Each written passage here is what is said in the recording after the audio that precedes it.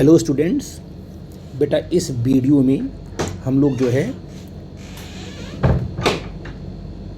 कुछ न्यूमेरिकल को डिस्कस करने वाले हैं जो कि इलेक्ट्रिक फील्ड और पोटेंशियल की रिलेशन पे बेस्ड ऑन है। ठीक है ना। अब बड़ा इंपॉर्टेंट है, फार्मूला हमने लिख दिया है, कई बार क्वेश्चन पूछा गया है, इसलिए मैं इसको एक्सप्लेन कर रहा हूँ। इलेक्ट्रिक फील्ड और पोटेंशियल के बीच का जो रिलेशन है उस पर हम जो है प्रॉब्लम करा रहे हैं, तो इसको बड़े ध्यान से देखना आप लोग। जैसे मान लीजिए मैं ये फार्मूला आपको डिराइव कर चुका हूँ कि जो इलेक्ट्रिक फील्ड होता है वो नेगेटिव ग्रेडियंट ऑफ पोटेंशियल होता है, E equal to minus dB/dr। ठीक है ना। अब अगर मान लो जो पोटेंशियल है वो x का भी फंक्शन है, मतलब पोटेंशियल आपका x पर भी डिपेंड करता है, y पर भी डिपेंड करता है, z पर भी डिपेंड करता है। इस प्रकार से बहुत सारी वेरिएबल पर हमारा जो है पोटेंशियल डिपेंड कर रहा है। किसी एक पे करेगा तो हम सीधे क्या कर देंगे, उसको डिफ्रेंशिएट कर देंगे डायरेक्ट, इसे बोलेंगे परफेक्ट डेरिवेटिव बोलेंगे। ठीक है ना, डेफिनिट होता है ये। लेकिन अगर हमारा पोटेंशियल x पर भी y पर भी z पर, मतलब पोटेंशियल की एक्सप्रेशन पे x square plus Y square, v equal to X square plus Y square plus Z square ऐसे कुछ लिखा हुआ है, तो v जो है x पर भी डिपेंड कर रहा है, y पर भी डिपेंड कर रहा है और z पर भी डिपेंड कर रहा है। अगर ऐसा है तो आप इसको इस फार्मूले से आगे लेके चलेंगे। ये आपका है पार्शियल डिफरेंशिएशन, इसको बोलते हैं डेबा। डेबा v अपॉन डेबा x, डेबा v अपॉन डेबा y, डेबा v अपॉन डेबा z। एक नया डिफरेंशिएशन आपके सामने आ रहा है। सारा काम वही होगा, डरने की बात नहीं है, इसको डिफरेंशिएशन रूल से ही आगे बढ़ाएंगे। बट डेबा का मतलब ये हुआ कि मान लीजिए v जो, अगर आप v को x के रिस्पेक्ट में डिफरेंशिएट कर रहे हो तो v के पास जो x है, y है, z है, जो अदर वेरिएबल्स हैं y और z उसको कांस्टेंट ले लेंगे और x के रिस्पेक्ट में डिफरेंशिएट कर देंगे, इसलिए यहाँ पर डेबा लगाया हमने। तो डेबा v अपॉन डेबा x जब प्रॉब्लम करेंगे तो आपको और समझ में आएगा। यहाँ पर जो डेबा y का मतलब क्या हुआ, जो v में जो y होगा उसको डिफरेंशिएट करेंगे और अदर वेरिएबल आपका कांस्टेंट माना जाएगा। तो इस तरीके से हम लोग इलेक्ट्रिक फील्ड को फाइंड आउट कर सकते हैं अगर आपको पोटेंशियल दिया हो तो। लेकिन अगर आपको जो है इलेक्ट्रिक फील्ड दिया हो और आपसे पोटेंशियल पूछ लिया, आपको इलेक्ट्रिक फील्ड का फार्मूला दिया हो और आपसे इलेक्ट्रिक फील्ड को दिया हो आपको और आपको पोटेंशियल पूछ लिया हो, तो आप इलेक्ट्रिक फील्ड को डिफरेंशिएट करोगे। जैसे पोटेंशियल को डिफरेंशिएट करने के बाद आपको इलेक्ट्रिक फील्ड मिला, वैसे ही इलेक्ट्रिक फील्ड को इंटीग्रेट करने के बाद आपको पोटेंशियल डिफरेंस मिलेगा। ये फार्मूला हमने क्या किया, इलेक्ट्रिक फील्ड अगर आपको मालूम होगा तो इसको इंटीग्रेट करोगे विद रिस्पेक्ट टू dr और फिर आपको पोटेंशियल डिफरेंस मिल जाएगा। प्रॉब्लम कराएंगे आपको समझ में आएगा। ठीक है बेटा जी। पहले मैंने क्वेश्चन क्या लिया, if v equal to -4x² है तो पोटेंशियल किसका फंक्शन है, सिर्फ x का फंक्शन है। Find out the electric field. तो सिंपल इसमें क्या करना, E इक्वल टू dV/dx करना, क्योंकि यहाँ पर पोटेंशियल सिर्फ और सिर्फ x का फंक्शन है। तो आपने इसको डिफरेंशिएट कर दिया, E कितना आ गया, -8x आ गया, तो इसमें सिर्फ x आया हुआ है, इसका मतलब जो इलेक्ट्रिक फील्ड है वो x डायरेक्शन में है, इसलिए हमने इसको वेक्टोरियली क्या लिख दिया, वेक्टर में -8xi, क्योंकि डायरेक्शन कहाँ इलेक्ट्रिक फील्ड की है, x में है। ठीक है बेटा जी। तो सिंपल सा कॉन्सेप्ट था। अगर आपको सिंपल एक ही वेरिएबल दिया हुआ है तो आप सीधे क्या है -dV/dr कर लेंगे। ठीक है ना। अब एक मैंने दूसरा क्वेश्चन लिया, यहाँ पर कंपेडियम क्वेश्चन आपका है। ये क्वेश्चन आपका कंपेडियम का है कि पोटेंशियल क्या है, kx² - y², तो find the electric field, what is the value of E, क्या होगा उसको हम निकालना हमको है। तो आपको पता है कि v इक्वल टू क्या होता है, माइनस डेबा v अपॉन डेबा x इंटू आई, माइनस डेबा v अपॉन डेबा y इंटू जे, क्योंकि इसमें x और y ही दो वेरिएबल्स हैं तो y तक ही हम चलेंगे। अगर z आएगा तो हम z को भी लिखेंगे। तो आपने कहा कि यहाँ हमें डेबा यूज करना पड़ा, क्यों, क्योंकि यहाँ पर x y दो वेरिएबल्स आ गए। सिंगल है तो सिंपल डिफरेंशिएट कर लोगे आप लोग, डेफिनिट हो जाएगा वो। जिसे आपने कहा कि वो आपका परफेक्ट, उसे बोलेंगे परफेक्ट डिफरेंशिएशन। जब डी आता है तो उसे परफेक्ट बोलते हैं। डेबा का मतलब क्या हुआ, वो पार्शियल हो गया, मतलब अपने वाले को करेगा वो, एक्स वाले को करेगा, वाई को आप कांस्टेंट मान लेगा वो। जैसे मान लीजिए, तो पहले हम इस टर्म को निकालते हैं, पहले इसको निकालते हैं, डेबा v अपॉन डेबा x को निकाल लेते हैं बेटा जी। देखो क्या होगा, डेबा v अपॉन डेबा x का हो जाएगा डेबा अपॉन डेबा x kx² - y²। इसको डिफ्रेंशिएट करना है बेटा जी। तो क्या किया हमने, अब देखो यहाँ पर k तो जो करते हो हैं ब्रैकेट में x² आपका डिफ्रेंशिएट होगा, क्योंकि यहाँ पर डेबा x आप लिखा हुआ है, और y को आप मानोगे कांस्टेंट, और कांस्टेंट टर्म का डिफ्रेंशिएशन आपका 0 होता है। जिसका इसको अगर डिफ्रेंशिएट करोगे विद रिस्पेक्ट टू x तो वो 0 हो जाएगा, सिर्फ क्या बचेगा आपका 2x बचेगा। ठीक है बेटा जी, आई थिंक मेरी बात आप समझ गए। अब आप क्या निकाल लो, अब निकाल लो आप लोग, आप यहाँ से आप निकाल लो बेटा जी, यहाँ से आप निकाल लो डेबा वी अपॉन डेबा वाई। ये कितना होगा, डेबा वाई, ये ब्रैकेट क्या हो, के what X square minus Y square, bracket close in bracket. ठीक है बेटा जी। अब अगर अब इसको कौन करेगा डिफ्रेंशिएट, वाई करेगा डिफ्रेंशिएट। जब वाई करेगा डिफ्रेंशिएट तो एक्स को आप मान लोगे कांस्टेंट। अगर ये कांस्टेंट हो गया तो सिर्फ क्या आएगा, -2y आएगा के साथ। ये आ गया -2ky। ठीक है बेटा। अब इलेक्ट्रिक फील्ड का लिखो फार्मूला। इलेक्ट्रिक फील्ड क्या हो गया, वेक्टोरियली क्या हो जाएगा बेटा जी, हो जाएगा माइनस वाट, माइनस हो गया तुम्हारा 2kx आएगा ना, 2kx आई कैप, और पहले से माइनस लगा हुआ है, यहाँ भी माइनस है। जब इसको लिखोगे तो हो जाएगा +2ky जे कैप। तो आपको पोटेंशियल दिया हुआ था और आपने क्या है, इलेक्ट्रिक फील्ड फाइंड आउट कर लिया। तो पोटेंशियल का एक्सप्रेशन आपको दिया हुआ है और आपने क्या है, इलेक्ट्रिक फील्ड निकाल लिया। ठीक है बेटा जी। तो इस तरीके से अगर आपका जो पोटेंशियल है एक्स वाई, अब मान लो जेड का फंक्शन है तो उसको भी आप निकाल लोगे। ठीक है बेटा जी। देखो कैसे निकालते हैं हम लोग हैं। अब देखो बेटा यहाँ पर क्या दे दिया कि v equal to -k(xy) + yz + zx find out the electric field. ठीक है ना। तो आप क्या करोगे, आप जानो, आप फार्मूला वही लगाओगे इलेक्ट्रिक फील्ड का। डिफ्रेंशिएट करने के बाद ही आपको मिलने वाली इलेक्ट्रिक फील्ड, पोटेंशियल को डिफ्रेंशिएट करने के बाद। तो आप आपने कहा कि सोल्यूशन में देखते हैं बेटा क्या आएगा। आपने कहा बेटा यहाँ पे कहा कि सर जो है यहाँ पर लिखेंगे कि इलेक्ट्रिक फील्ड क्या होती है, माइनस डेबा वी अपॉन डेबा एक्स आई कैप प्लस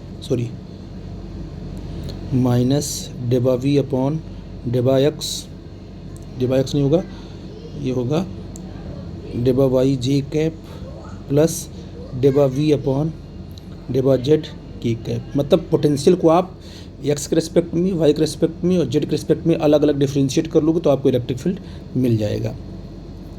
तो अब एक एक करके निकाल लो। आपने कहा कि सबसे पहले हम कौन निकालेंगे डेबा वी अपॉन क्या निकालेंगे, डेबा एक्स निकालेंगे।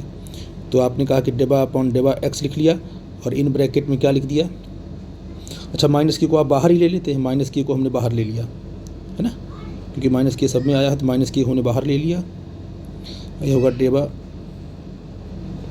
डेबा अपॉन डेबा एक्स, क्या बचा ब्रैकेट में, X Y plus Y Z plus Z X. ठीक है बेटा जी। अब जहाँ जहाँ एक्स है वहाँ वो डिफ्रेंशिएट करेगा। देखो इसको डिफ्रेंशिएट करेगा, ये जो आपका डेबा अपॉन डेबा एक्स किसको करेगा डिफ्रेंशिएट, इसको डिफ्रेंशिएट करेगा और इसको डिफ्रेंशिएट करेगा। इसमें एक्स है ही नहीं तो ये जीरो हो जाएगा टर्म, क्योंकि वाई और जेड तो कांस्टेंट माना गया है। जब इसको डिफ्रेंशिएट करेगा तो एक्स को करेगा डिफ्रेंशिएट, वाई रहेगा आपका कांस्टेंट रहेगा। जैसे 5x होता है ना 5x, तो 5x में वाई, तो 5x में एक्स को डिफ्रेंशिएट करोगे 5 जो का रह जाता है। वैसे इसको डिफ्रेंशिएट करोगे तो ये जो आपका डिफ्रेंशिएटर है ये डेबा अपॉन डेबा एक्स जो है सिर्फ एक्स को डिफ्रेंशिएट करेगा, वाई को कांस्टेंट मान लेगा। तो सिर्फ अकेला एक्स को डिफ्रेंशिएट करोगे तो 1 आ जाएगा। तो इसको डिफ्रेंशिएट करने के बाद सिंपल वाई आने वाला, क्योंकि एक्स का तो 1 आ गया ना और वाई तो कांस्टेंट है, यहाँ पर वाई आने वाला है। इसको डिफ्रेंशिएट करोगे तो एक्स का 1 आएगा, सिर्फ यहाँ जेड आने वाला है। तो इसका मतलब क्या हुआ, अगर आपने देखा कि डेबा वी अपॉन डेबा एक्स कितना आ गया, माइनस के इन ब्रैकेट क्या आ गया यहाँ से, वाई प्लस जेड, ये आ गया। ठीक है ना, ये आपका निकाल लिया टर्म आपने इसको ऐसे। ठीक है बेटा जी। अब देखो क्या है, अब देखो हम दूसरा निकाल लेते हैं। अब क्या निकाल लेंगे, डेबा वी अपॉन डेबा वाई कितना होगा, इसी को डिफ्रेंशिएट करना है हमको है, तो हम बार बार क्यों लिखें इसको। तो अगर वाई के रिस्पेक्ट में करना है बेटा जी तो क्या होगा, तो वाई के रिस्पेक्ट में डिफ्रेंशिएट करना है तो ये डिफ्रेंशिएट होगा और ये डिफ्रेंशिएट होगा, ये जीरो हो जाएगा। तो यहाँ क्या बचेगा, वाई को डिफ्रेंशिएट करोगे तो 1 बचेगा, सिर्फ यहाँ एक्स बच जाएगा। यहाँ पर वाई को डिफ्रेंशिएट करने पर 1 आएगा, सिर्फ यहाँ जेड बच जाएगा, तो एक्स प्लस जेड बचेगा यहाँ पर। तो माइनस के एक्स प्लस जेड बच जाएगा। आई थिंक मेरी बात आप समझ रहे हो।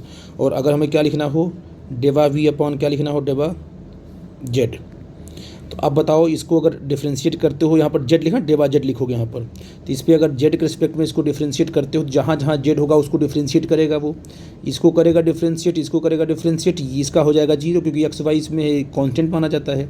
तो यहाँ पर जब जेड इसको डिफ्रेंशिएट करेगा जेड 1 हो जाएगा, वाई बचेगा, यहाँ जेड 1 हो जाएगा, एक्स बचेगा, तो वाई प्लस एक्स, तो माइनस के वाई प्लस एक्स ये हो जाएगा आपका, ठीक है ना। अब क्या किया आपने, अब डायरेक्ट वैल्यू पुट कर दी, कैसे, तो इलेक्ट्रिक फील्ड की वैल्यू डायरेक्ट आप पुट कर दो बेटा जी यहाँ पे, ठीक है ना, विथ माइनस साइन, तो माइनस आपको सबका सब प्लस हो जाएगा बेटा जी, और के को बाहर कर लेंगे हम लोग, ठीक है ना। तो आप कहते हो सर कि क्या हो जाएगा हमारा, के को बाहर कर लिया आपने, फिर क्या आया, वाई प्लस जेड, ये हो जाएगा आई कैप, है ना, इसमें आई कैप आएगा ना, और ये कितना आया हुआ है, x plus Z plus x plus Z, तो आपने कहा कि यहाँ क्या हो जाएगा, वाई प्लस जेड, है ना बेटा जी, ये हो जाएगा तुम्हारा जी कैप, और प्लस लास्ट में आपका आएगा वाई प्लस एक्स की कैप आ जाएगा। ये इलेक्ट्रिक फील्ड का फार्मूला आ गया आपका। तो इसमें कोई प्रॉब्लम की बात नहीं, सिर्फ आपको डिफ्रेंशिएट करना है, पोटेंशियल को आप डिफ्रेंशिएट कर दो कि आपको इलेक्ट्रिक फील्ड मिल जाएगा। आई थिंक मेरी बात आप समझ गए बेटा, कोई डाउट होगा तो डिस्कस करना, ऐसे बहुत सारे क्वेश्चंस आपको मिलेंगे जिसको आप इसी तरीके से डिफ्रेंशिएट करके करोगे, इलेक्ट्रिक फील्ड को पोटेंशियल को डिफ्रेंशिएट करोगे तो इलेक्ट्रिक फील्ड आपको मिल जाएगा। अब देखो बेटा बड़ा इंपॉर्टेंट क्वेश्चन है ये, अब यहाँ पर इलेक्ट्रिक फील्ड दिया हुआ है और आपको पोटेंशियल निकालना है, ठीक है। मैंने क्वेश्चन चेंज कर दिया कि इलेक्ट्रिक फील्ड आपको इतना दिया हुआ है and potential at a point 1,2 पे दिया गया है 10 वोल्ट, कोई पॉइंट है ना, इसका कोऑर्डिनेट क्या है 1,2 क्या दिया 10 वोल्ट दिया गया है। Then find the potential at 3,4, 3,4 पर क्या पोटेंशियल होगा आपको फाइंड आउट करना है, मतलब फाइनल पोटेंशियल आपको निकालना है 3,4 पे। तो आपको पता है कि हमारे पास जो फार्मूला हम लगाते हैं, अगर इलेक्ट्रिक फील्ड दिया हुआ है तो आप कहते हो हमारे पास फार्मूला होता है V initial minus V final is equal to integration E dot dr, ये लगाते हैं। अब हमारा जो इलेक्ट्रिक फील्ड है वो एक्स वाई का फंक्शन है, किसका फंक्शन है, एक्स वाई का फंक्शन है। तो देखो कैसे इसको लिखेंगे हम लोग, क्योंकि इनिशियल पोटेंशियल आपको दिया गया है कितना है 10 है, तो आप कहोगे सर यहाँ पर 10 माइनस VF आपको निकालना है इज इक्वल टू क्या होगा, यहाँ से देखो अब कैसे लिखेंगे, इलेक्ट्रिक फील्ड क्या हमारा है बोलो, वो है एक्स स्क्वायर आई cap plus Y J cap, ये तो हमारी इलेक्ट्रिक फील्ड है। इसको डिफ्रेंशिएट, अब dr क्या लिखेंगे, क्योंकि x आ गया है और y आ गया है, तो दो बार आप दो इंटीग्रेशन टर्म लोगे, एक लिखोगे D x I cap into D Y J cap, ऐसे जो आप लिखते हो ना कि आप लिखते हो कि f इंटू, आप लिखते हो ना कि f into D x, simple D x लिखते हो इसलिए क्योंकि f किसका फंक्शन होता है, सिंपल x का होता है। अगर इस f में x और y दोनों का फंक्शन आ गया है तो आपको दो बार लिखना पड़ेगा, आई कैप जे कैप तो रहेगा ही रहेगा, मतलब इसको कौन करेगा integrate, D x I cap करेगा, इसे कौन करेगा इंटीग्रेट, डी वाई जे करेगा, ठीक है बेटा जी। तो इसको हम अलग अलग कर लेते हैं, कैसे देखना बेटा जी, इसको अलग करेंगे तो यहाँ ऐसे मल्टीप्लाई अलग करेंगे तो ये जाएगा तुम्हारा एक्स स्क्वायर, है ना। अगर इस टर्म को ना लिखो तब भी चलेगा, सिंपल लिख सकते हो एक्स स्क्वायर आप डी एक्स, है ना, आप plus Y square D Y, X को अलग इंटीग्रेट कर लो, वाई को अलग इंटीग्रेट कर लो, ठीक है बेटा जी। आई थिंक मेरी बात आप समझ गए। लिमिट लगाते वक्त आप ध्यान देना कि लिमिट हम कैसे लगाएंगे, ठीक है बेटा। अब बताओ एक्स की लिमिट क्या होगी बेटा जी, अब देखो x क्या है 1,2 है और 3,4 है, मतलब x कहाँ से कहाँ है, 1 से लेके 3 के है, ये ना, x1 यहाँ कितना है 1 है, यहाँ आपका 3 है, तो जो x की लिमिट आएगी 1 लोअर लिमिट है और 3 क्या आपकी है अपर लिमिट है, और y की लिमिट क्या होगी 2 और 4 होगी। आप सीक्वेंस आप समझ रहे हो बेटा, समझ रहे हो। अगर एक्स वाई का फंक्शन है तो अगर इंटीग्रेट करना है तो आप इस तरीके से डी एक्स अलग कर लोगे, डी वाई अलग कर लोगे, उसको इंटीग्रेट कर दोगे, ठीक है बेटा जी। अब इसको इंटीग्रेट कर लेते हैं तो क्या आएगा, ये x³ अपॉन 3 आ जाएगा, 1,3 प्लस इसको इंटीग्रेट करते हैं, क्या आ जाएगा, सॉरी ये वाई स्क्वायर नहीं शायद वाई है, तो इसको सही कर लेते हैं, ये सिंपल वाई है, तो ये हो जाएगा आपका वाई स्क्वायर अपॉन 2। और इसकी लिमिट कहाँ से रखी आपने, इसकी लिमिट आपने कहाँ से कहाँ रखी बेटा जी, देखो लिमिट कहाँ से कहाँ है, लिमिट 2,4 है, ये आपका 2 से 4 तक इसकी लिमिट आएगी y की, तो ये 2 जा 4 कर दिया, ठीक है ना। यहाँ रखोगे 3, 27/3 करके 1 रखोगे, तो ये आ जाएगा आपका 26/3 आ जाएगा। अब प्लस ये कितना होगा, 4 जा कितना आ जाएगा तुम्हारा 16/2 8 आ जाएगा, 2 रखोगे यहाँ पर आ जाएगा 6, ठीक है बेटा। अब बेटा इसको आगे बढ़ाओगे तो आ जाएगा तुम्हारा कितना 10 - VF इक्वल टू क्या हो जाएगा यहाँ से 18, है ना, ये हो जाएगा आपका 18। तो अब बेटा क्या हुआ आप देखो, आपने कहा कि 10 - VF आ गया 26 + 8/3 आ गया। अब VF को इधर ट्रांसफ़र करोगे, इसको इधर ट्रांसफ़र करोगे, 3 से मल्टीप्लाई करोगे LCM लोगों, तो VF कितना आ जाएगा 14/3V विथ माइनस साइन। तो ये जो आपका पोटेंशियल आ गया किस पॉइंट पर आ गया, ये आ गया 3,4 पे आ गया। तो इसका ये मतलब हुआ कि अगर आपको पोटेंशियल निकालना है और इलेक्ट्रिक फील्ड आपको दी गई है, तो उसकी इलेक्ट्रिक फील्ड को इंटीग्रेट करके आप पोटेंशियल फाइंड आउट कर सकते हो। तो इसमें कोई बहुत बड़ी बात नहीं थी आपको सॉल्व करने में, आपने देखा पोटेंशियल दिया है तो इलेक्ट्रिक फील्ड हमने निकाल लिया, और इलेक्ट्रिक फील्ड दिया है तो हमने पोटेंशियल निकाल लिया। तो इन सब चीज़ों को लेकर हम आगे बढ़ेंगे तो आपको कॉन्सेप्ट क्लियर होगा, ठीक है बेटा जी। कोई डाउट होगा तो हमसे डिस्कस करना। बेटा ये जो क्वेश्चन है ये पूछा गया था जेईई में, तो हम लोग देखते हैं कि इस क्वेश्चन को कैसे हैंडल करेंगे। एग्जाम्पल क्या था, क्वेश्चन क्या था कि if electric field equal to 0 at a point, एक पॉइंट पर इलेक्ट्रिक फील्ड अगर 0 है तो पोटेंशियल हमेशा 0 होगा, ठीक है ना, पोटेंशियल इज ऑलवेज 0, ऐसा क्वेश्चन था। और दूसरा कहा था कि if potential is 0 at a point then electric field is always 0। अब दोनों में से कौन सा ट्रू है कौन सा फॉल्स है, या दोनों ट्रू हैं या दोनों फॉल्स हैं, उनके बारे में हमें डिस्कस करना था। तो ऑप्शन दिया था कि पहला भी ट्रू दूसरा भी ट्रू, ट्रू एंड ट्रू दिया था, फिर फॉल्स एंड फॉल्स दिया था, ट्रू एंड फॉल्स दिया था, फॉल्स एंड ट्रू दिया था। तो अब इन्हीं ऑप्शन से एक आपको सिलेक्ट करना था। तो हम तो एक एग्जांपल लेके आपको यहाँ समझाएंगे। मान लो कि आपके पास एक स्क्वायर है, उसके सेंटर पर आपको जो है उसके कॉर्नर पर वर्टेक्स पर उसके चार्जेस रखे गए हैं, ये प्लस क्यू है, ये प्लस क्यू है, ये भी प्लस क्यू, ये प्लस। अब ये चार, अब इसके सेंटर पर आप बताओ पोटेंशियल क्या होगा। इसके सेंट्रल पोटेंशियल क्या होगा, यहाँ से डिस्टेंस KQ/R, यहाँ से KQ/R, यहाँ से KQ/R, यहाँ से KQ/R, तो पोटेंशियल आपको यहाँ मिलेगा, है ना। और ये डिस्टेंस आपका कितना होगा, अगर मान लो क्या है इसका A रेडियस है तो A/√2 होगा ना ये। तो इस पॉइंट पर इलेक्ट्रिक फील्ड कितना होगा, इलेक्ट्रिक फील्ड देखो ये क्या करेगा, अपनी तरफ बनाएगा इलेक्ट्रिक फील्ड, सॉरी ये पॉजिटिव चार्ज इलेक्ट्रिक फील्ड अपने से दूर बनाएगा, ये पॉजिटिव चार्ज अपने से दूर बनाएगा, ये इलेक्ट्रिक फील्ड कैंसिल हो जाएगी, इनकी भी इलेक्ट्रिक फील्ड कैंसिल हो जाएगी। तो सेंटर पर इलेक्ट्रिक फील्ड क्या हो गई, तो ये सेंटर पर इलेक्ट्रिक फील्ड आपकी 0 हो गई। तो इस सेंटर पर इलेक्ट्रिक फील्ड आपकी 0 हो गई, बट यहाँ पर पोटेंशियल बनेगा। यहाँ पर पोटेंशियल कौन बनाएगा, ये लाइन ड्रॉ करोगे ऐसे, ये लाइन यहाँ से ये लाइन ड्रॉ करोगे ऐसे, है ना, ये ऐसे ड्रॉ करोगे इस तरीके से, तो आपको पोटेंशियल यहाँ मिलेगा। पोटेंशियल क्या होता है KQ/। तो अगर मान लो आपने कहा कि सर हमने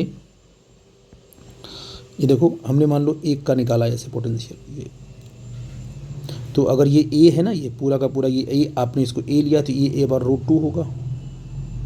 तो क्या होगा पोटेंशियल होगा V इक्वल सेंटर पर KQ/A/√2 होगा बेटा जी। और कितने चार्जेस हैं, 4 हैं, सबके सब सम कर दो, सबके सब पॉजिटिव चार्ज हैं, × 4 हो जाएगा। तो पोटेंशियल यहाँ पर कर रहा है एग्जिस्ट, यहाँ पर पोटेंशियल एग्जिस्ट कर रहा है, ठीक है ना। लेकिन हम इसकी बात अगर करते हैं यहाँ पर electric field 0 potential, electric field 0 potential exist कर रहा है। अब यहाँ की बात करते हैं तो यहाँ पर देखो Q क्या करेगा, अपनी तरफ इलेक्ट्रिक फील्ड बनाएगा, ये है इलेक्ट्रिक फील्ड, ठीक है ना। ये प्लस Q क्या करेगा, अपने से दूर इलेक्ट्रिक फील्ड बनाएगा ऐसे। ये माइनस Q क्या करेगा, ये माइनस Q भी अपनी तरफ इलेक्ट्रिक फील्ड बनाएगा। और ये प्लस क्यू क्या, अगर आपने दूसरा इलेक्ट्रिक फील्ड बनाएगा तो इस सेंटर पर जब इलेक्ट्रिक फील्ड बनेगा तो ये दो इलेक्ट्रिक फील्ड दोनों का सम इधर आ जाएगा ऐसे, ये आपका नेट इलेक्ट्रिक फील्ड यहाँ मिल जाएगा, है ना। ये आपको net electric field not equal to zero कहोगे, not equal to zero. But यहाँ पर पोटेंशियल क्या होगा, प्लस क्यू देखो माइनस क्यू बनाएगा माइनस पोटेंशियल, प्लस क्यू बनाएगा प्लस पोटेंशियल, डिस्टेंस सेम है तो कैंसिल हो जाएगा पोटेंशियल। ये माइनस क्यू बनाएगा पोटेंशियल, ये प्लस क्यू बनाएगा पोटेंशियल, दोनों का डिस्टेंस सेम है, नेगेटिव पर पॉजिटिव साइन है, पोटेंशियल जीरो हो जाएगा। तो इस पॉइंट पर पोटेंशियल आपका जीरो होगा। इसका ये मतलब हुआ आपके पास सामने जो मैंने दो एग्जाम्पल दिए उन दोनों एग्जाम्पल से ये कन्फर्म हो गया। तो बेटा जी आपने देखा कि इलेक्ट्रिक फील्ड अगर कहीं जीरो है तो पोटेंशियल वहाँ हो सकता है, और कहीं पर पोटेंशियल जीरो है तो इलेक्ट्रिक फील्ड भी वहाँ हो सकता है। तो ये दोनों स्टेटमेंट आपके ट्रू नहीं है कि इलेक्ट्रिक फील्ड जीरो है तो पोटेंशियल जीरो होगा ही होगा, ऐसा नहीं है। तो इसका मतलब कि दोनों स्टेटमेंट आपके फॉल्स हैं। ये आपका करेक्ट होगा। मतलब इलेक्ट्रिक फील्ड जीरो है तो पोटेंशियल ज़रूरी नहीं है कि जीरो हो, एग्जिस्ट वहाँ पर हो सकता है। और अगर पोटेंशियल कहीं पर जीरो है तो इलेक्ट्रिक फील्ड भी वहाँ पर हो सकता है। यहाँ पर आपने एग्जांपल दिए, ठीक है बेटा जी। ये ऐसा नहीं कि इलेक्ट्रिक फील्ड जीरो है, अगर इलेक्ट्रिक फील्ड जीरो है तो पोटेंशियल हमेशा ही जीरो होगा, ऐसा नहीं है, ठीक है बेटा जी। कहीं कहीं केसेस में हो सकता है जीरो हो, इलेक्ट्रिक फील्ड भी जीरो है पोटेंशियल भी जीरो है, नो प्रॉब्लम। लेकिन हमेशा पोटेंशियल जीरो हो ऐसा नहीं हुआ, मैंने आपको केसेस दिखाए हैं, ठीक है ना, ऐसा हम बता रहे थे। आई थिंक मेरी बात आप समझ गए। यस बेटा, ये बड़ा इंपॉर्टेंट क्वेश्चन है, बड़े ध्यान से देखना आप लोग। अगर एक आपके पास यूनिफॉर्म इलेक्ट्रिक फील्ड है बनी हुई है, ठीक है ना। अब उस यूनिफॉर्म इलेक्ट्रिक फील्ड में आपने 4 पॉइंट लिए ए बी सी और डी, इसको मैं सही कर ये बेटा ये आपको यहाँ पॉइंट सी लिखना पड़ेगा। ए है, बी है, सी है और डी है, ये 3 पॉइंट्स हैं। और एक आपका ये स्क्वायर बना हुआ है जिसकी लेंथ हमने डी ले ली है, ठीक है ना, एज्यूम कर ली है। अब मैं आपसे पूछता हूँ कि बताइए V A minus V B, potential at A कितना है, वी ए है। पोटेंशियल एट बी कितना है, वी बी है। अब पोटेंशियल एट डी कितना है, वी डी है। पोटेंशियल एट सी कितना है, वी सी है। तो इतना तो बेटा जी आपको जो है कि ये निकालना है कि potential V A minus V B कितना होगा, V A minus V D कितना होगा, V A minus V C कितना होगा। ये चीज़ आपको पता है। अब ये यूनिफॉर्म इलेक्ट्रिक फील्ड है। अगर यूनिफॉर्म इलेक्ट्रिक फील्ड में एक वर्टिकल लाइन हम ड्रॉ करते हैं ऐसे, तो अगर ये एक वर्टिकल लाइन आप यहाँ से ड्रॉ करते हो तो इस वर्टिकल लाइन के हर पॉइंट का पोटेंशियल सेम होगा। ये मैं बता चुका हूँ, उसे बोलते हैं इक्वी पोटेंशियल लाइन बोलते हैं। सरफेस की बात करेंगे तो वहाँ से अगर सरफेस पास कराएंगे तो उसे बोलेंगे इक्वी पोटेंशियल सरफेसेस बोलेंगे। तो ये जो है आपने कहा कि यहाँ पर जो लाइन है अगर ए और डी की बात करें तो ए और डी का पोटेंशियल सेम होगा, लेकिन ए और बी का पोटेंशियल अलग अलग हो क्योंकि लाइन जो है इलेक्ट्रिक फील्ड के अलॉन्ग है, ठीक है बेटा जी। तो ये समझ लो कि जो आप वर्टिकल लाइन ड्रॉ करते हो उसके अलॉन्ग इलेक्ट्रिक फील्ड अगर यूनिफॉर्म है, वर्टिकल लाइन आपने ड्रॉ कर दिया तो वर्टिकल लाइन के हर एक पॉइंट पर पोटेंशियल सेम होता है। खैर एनीवे इसकी चर्चा तो हम करेंगे नीचे, बट यहाँ पर थोड़ा सा आपको फार्मूले के बारे में डिस्कस कर लेते हैं। आप कहते हो कि V I minus V initial potential minus final potential equal to integration E dot D R होता है। ये सब बच्चे जानते हैं। अगर ये इलेक्ट्रिक फील्ड कैसी है, यूनिफॉर्म है, तो ये इलेक्ट्रिक फील्ड बाहर चली जाएगी, ये बाहर चली जाए इंटीग्रेशन से, बचा डी आर को अगर आपने इंटीग्रेट किया सिंपल आर बच गया। आर क्या चीज़ है, R is the displacement vector है। ये क्या है, डिस्प्लेसमेंट वेक्टर, जहाँ से पॉइंट हम जा रहे हैं जिस पॉइंट तक पहुँच रहे हैं वो डिस्प्लेसमेंट वेक्टर आपका है। इसे आप लोग याद रखिए। अगर इसी को मैं आगे बढ़ाकर आप बताऊँ, अगर इसको सिंप्लीफाई करो तो ये हो जाएगा V I minus V F equal to E R cos theta, क्योंकि डॉट है ना आपका, ये बन जाएगा ये। तो इसी फार्मूले का यूज करके हम इसको सॉल्व करेंगे, देखते हैं क्या आता है आंसर में, ठीक है बेटा जी। तो हम स्टार्ट करते हैं। सबसे पहले क्या है, हम लोग लिखते हैं क्या, V A minus V B, है ना। तो V A minus V B और थीटा क्या बेटा जी, ई और आर के बीच का एंगल है। तो अब देखो आप चल कहाँ रहे हो, इलेक्ट्रिक फील्ड के लॉन्ग चल रहे हो आप, तो आर कहाँ होगा, आर आपका ए से बी है, इलेक्ट्रिक फील्ड भी आपका ए से बी ही है, तो इनके बीच का एंगल 0 है। तो कहोगे सर ई इंटू आर का मतलब डी इंटू कॉस 0, कितना आ गया बेटा जी, ई इंटू डी आ गया। ये पॉजिटिव आया कि नेगेटिव आया, ये पॉजिटिव आया। अगर ये पॉजिटिव आया इसका मतलब ए पर पोटेंशियल ज़्यादा है, बी पर पोटेंशियल कम है। तो इसका ये मतलब हुआ कि वी ए बड़ा होगा किससे, वी बी से।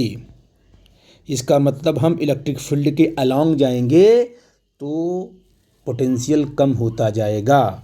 और ऐसे भी बोल सकते हो कि electric field flows from lower potential to higher potential. तो आप यहाँ कह सकते हो ऐसे कि इलेक्ट्रिक फील्ड फ्लोज फ्रॉम, ठीक है ना, हायर पोटेंशियल टू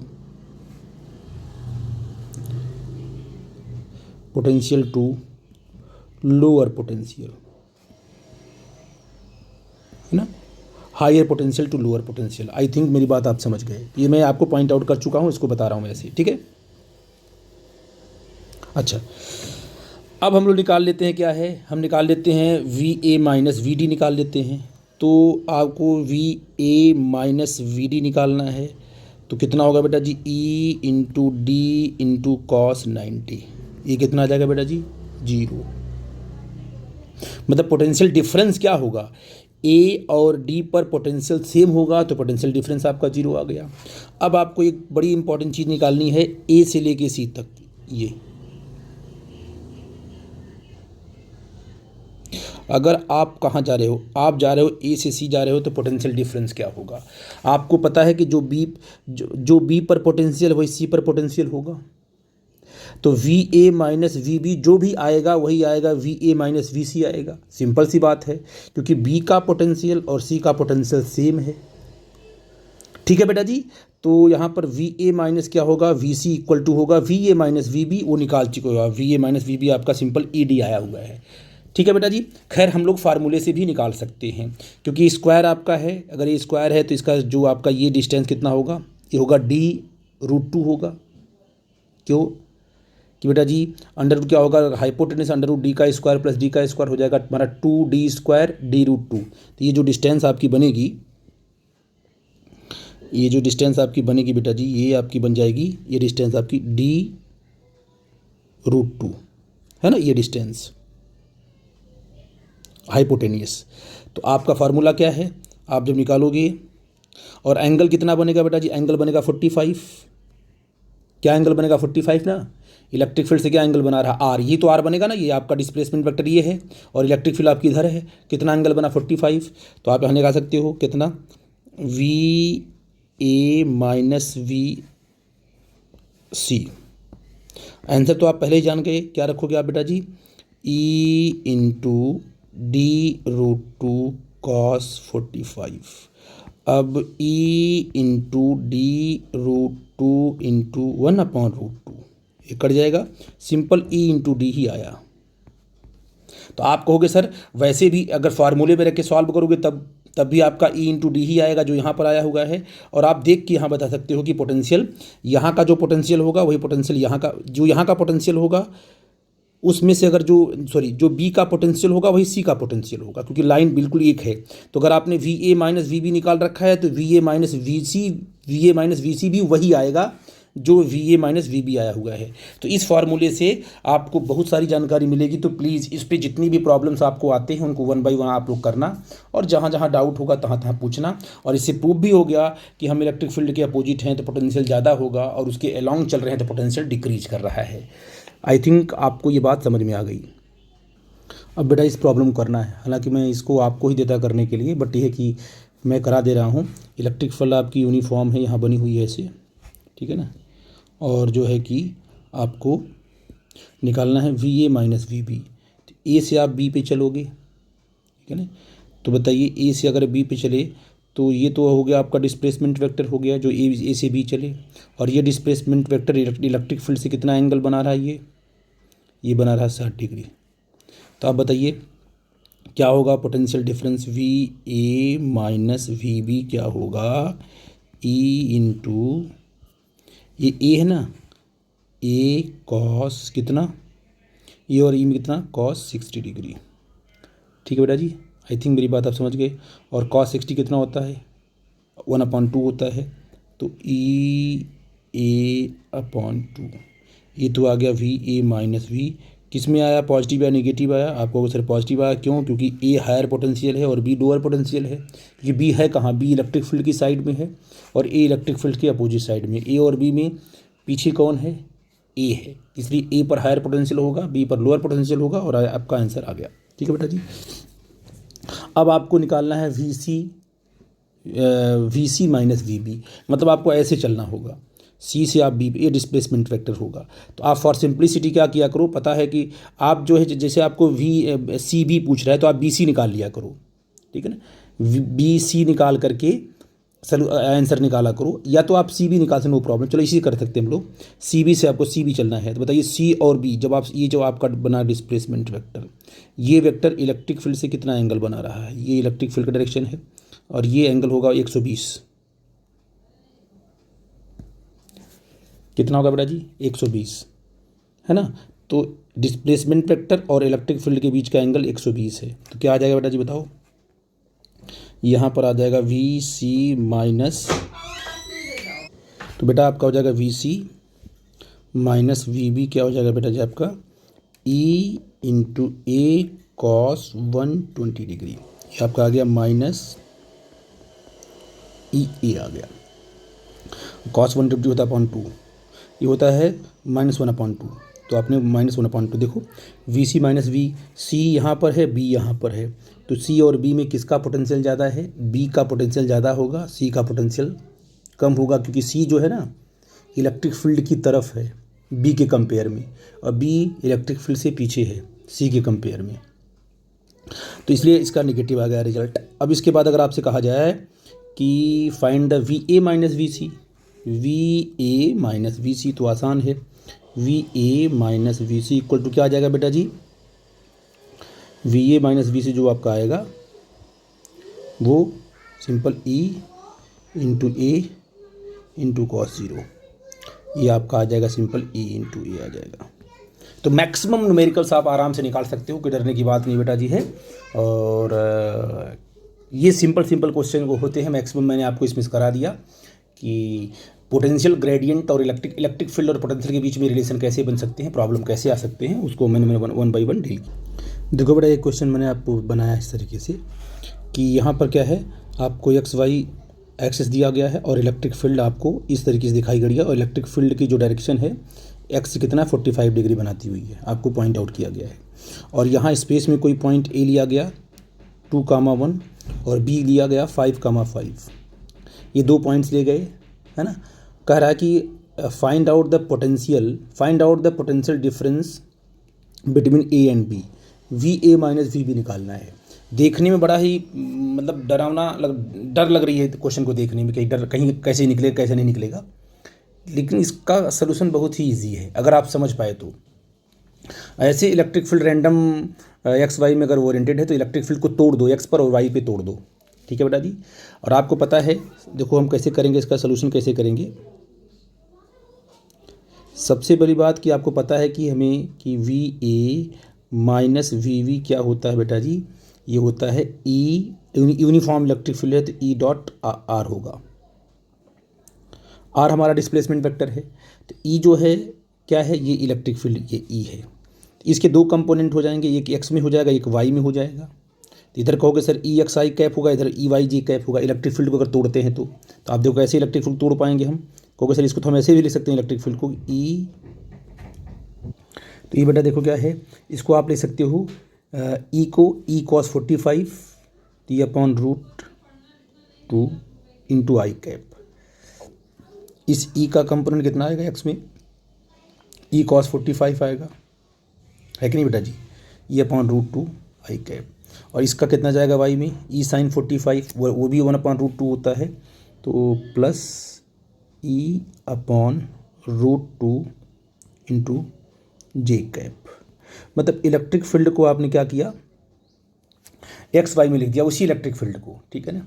और जो यहाँ पर डॉट आपका आर है, अब आर को कैसे लिखोगे, दो कोऑर्डिनेट आपको दिए गए हैं, उनके बीच का कैसे लिखते हो position vector, x2 minus x1 अब प्लस y2 माइनस y1, तो x2 माइनस x1, x2 में क्या है 5 आपका x2 है और 2 आपका x1 है। अब हम पोजीशन वेक्टर मतलब डिस्प्लेसमेंट वेक्टर ए और बी के बीच में लिखेंगे ना आर को, तो कैसे लिखेंगे 5 माइनस 2 x2 माइनस x1 3 आ जाएगा, अब प्लस y2 माइनस y1, ठीक है ना। तो आप क्या लिखोगे यहाँ पर जब x2 माइनस एक्स1 लिखोगे तो i आएगा, जब y2 माइनस y1 लिखो j आएगा। तो आप कहोगे सर यहाँ पर 5 माइनस 2 कितना आएगा 3 i कैप, अब प्लस y2 माइनस y क्या होगा, y2 5 है, y1 आपका 1 है, तो यहाँ आ गया 4 j कैप।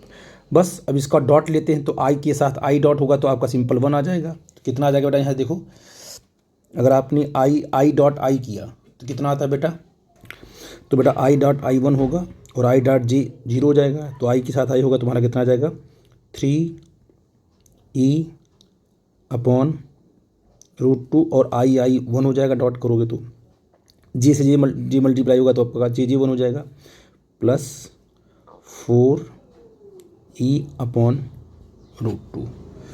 इसको कंबाइन कर दोगे तो आपका जो VA माइनस VB आ जाएगा, कितना आ जाएगा 7e अपॉन √2।